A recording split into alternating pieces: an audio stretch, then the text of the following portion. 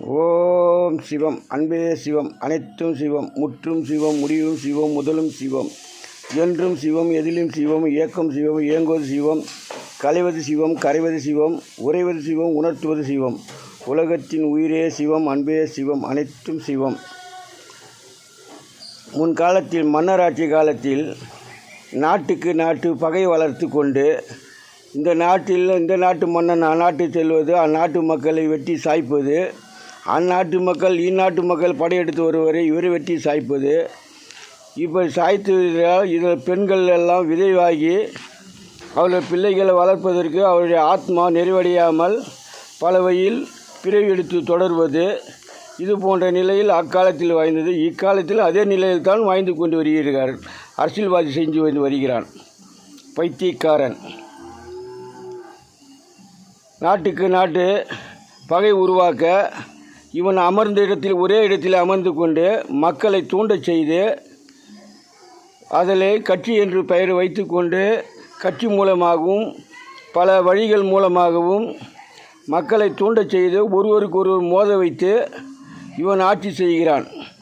அன்றும் இன்றும் ஒரே நிலையில் தான் வாழ்ந்து வருகிறார்கள். இந்த கொலைக்காரங்களுக்கு சிலை ஒன்று தேவை, அதற்கு வைப்பாற்றம் என்று தேவை. இதற்கு அன்பே சிவம் என்ற பொருளுக்கு என்ன? அன்பு என்ற பொருளுக்கு அர்த்தம் இல்லாமல் வழி நடத்தி வருகிறார். இரத்த வெள்ளத்தில் இது போன்ற ஆட்சி நடத்துவதற்கு யார் எந்த சட்டத்தில் எழுதியுள்ளது? இது போன்ற ஆட்சி இவர்கள் ஏன் நடத்த வேண்டும்? இது போன்ற நிலையெல்லாம் வரக்கூடாது. முடிந்தால் செய், இல்லை என்றால் ஒதுங்கு. இறைவன் பார்த்து கொள்வான். மூட நம்பிக்கையில் செய்யக்கூடாது. இது போன்ற நிலையெல்லாம் செய்தால் மக்களுக்குத்தான் வேதனை. அந்த வேதனை தீர பூமியில் இடைவெளி கிடையாது. அதனால் சற்று யோசித்து செயல்படுங்கள், இல்லையே விட்டு விலங்குகள். முக்கியமாக கட்சி என்பதை இருக்கக்கூடாது. கட்சிக்காரர்கள் இருக்கலாம், அவரவர் வேலை செய்யலாம், குற்றமில்லை. ஆனால் கட்சி ஒன்றை வைத்து கொண்டு தூண்ட செய்யக்கூடாது. இந்த வாயில்லா ஜீவன்களை வதக்கக்கூடாது. ஜல்லிக்கட்டு விடுவது போன்ற நிகழ்ச்சிகளை அடியோடு ரத்து செய்ய வேண்டும். எக்காலத்தில் ஜல்லிக்கட்டு? முக்காலத்தில் ஜல்லிக்கட்டு விட்டார்கள். அக்காலத்தில் இது போன்ற நடைமுறை ஆடம்பர நிலையெல்லாம் அழகு நிலை இருந்ததா? கிடையாது. அன்று மக்கள் மகிழ்ச்சிக்காக இறைவன் வழிபாடு வைத்தான். அன்று இது போல கொடுமை அல்ல. மாடு இடுகிறார்கள்.